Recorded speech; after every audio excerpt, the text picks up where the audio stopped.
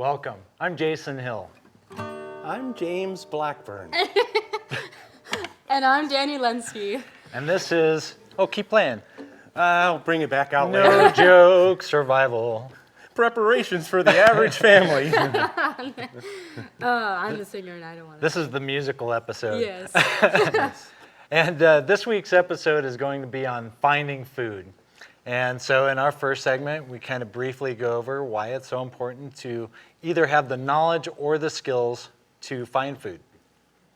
Well, as far as finding food, you can think, just harken back to humanity's earliest days. You have hunters, gatherers, and so it's, finding food isn't just finding plants, it's also knowing the animals around that you yourself are able to hunt.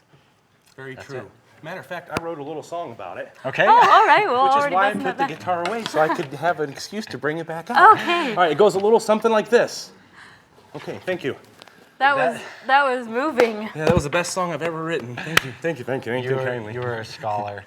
So let's get back to types of food. What do you think about that? Well, there's obviously animals, and so in our area, I think about rabbits, snakes, fish, Squirrels. deer, squirrels, bugs, insects. Yeah, we've all seen the shows where eating Worms. a slug or a worm Yeah. is acceptable way for nutrition. Obviously, it may not taste so good, but It'll keep you alive. yeah, exactly. Have you ever eaten one, Jason? I have, yeah. Worms, I've eaten worms, bugs, grasshoppers, Nice. and they taste pretty nasty. But you know what? But you gotta do what you gotta do. In a survival Yeah. situation. So. Well, and you might also, you can be around 100 elk, but if you don't have the means to hunt it or know how to hunt it, the way I was taught, more importantly, if you don't know how to properly dress it afterwards, it's just as if you didn't have the skills at all or if the animal wasn't even there. So. Yeah, all these things tie together, and again, it goes to educating yourself. This show is just kind of a jump-off point where we cover some basics, but then you got to go out and get more knowledge Get about your these hands things dirty. because there's too much to possibly Yeah. cover. Well, and even on previous episodes, we said the knowledge is out there on the internet. If you don't have internet, there's tons of books and libraries that still exist in this country. So get out there and learn some more, right? That's it. So besides animals, you also have the plant kingdom for all those people who maybe not have the skills.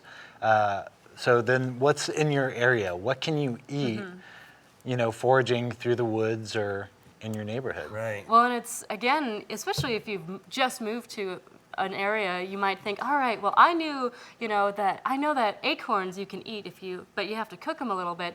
But then when you're in the Southwest, when there are no acorn trees, you might then learn that yucca blossoms are edible. But then obviously you have to wait till they're in bloom.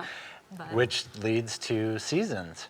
Again, both with animals and with plants, in wintertime, they're normally a lot more scarce. And so depending on the season, and I guarantee that whatever natural disaster you're planning for, it'll hit in the worst possible the worst time. possible time. Yeah. And it'll make things even more worse. So Well, something, as far as mentioning the season as well, just touching on something other than plants and animals is like honey is a great example. And bees store more honey than they can possibly use over the winter, and it's a fact. So if you worry, I'm going to kill all the bees by taking their honey, if you end up harvesting in the wintertime, you're much more, I guess, able to set your worries aside. So. Very Yeah. true. And honey is one of those magical things that is so nutritious and so good. And we don't make it. The bees make it for us. And I mean, it doesn't it's go amazing. bad. I love honey. Yes.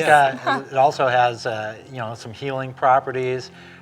When we come back, we're going to have a guest speaker, and he'll be able to elaborate on that.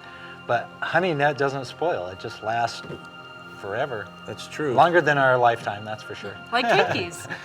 And it tastes yummy. With some Yes, it toast does. Yes, and it butter. does. Yes, honey goes Well, good on just about And you everything. can also eat the honeycomb as well. There's different ways of having honey. But I mean, I imagine our guests will talk about anything and everything, plants and animals. That's right. So- So stay tuned. When we come back from the break, we're going to go more in depth about how you can find food in case of a natural disaster.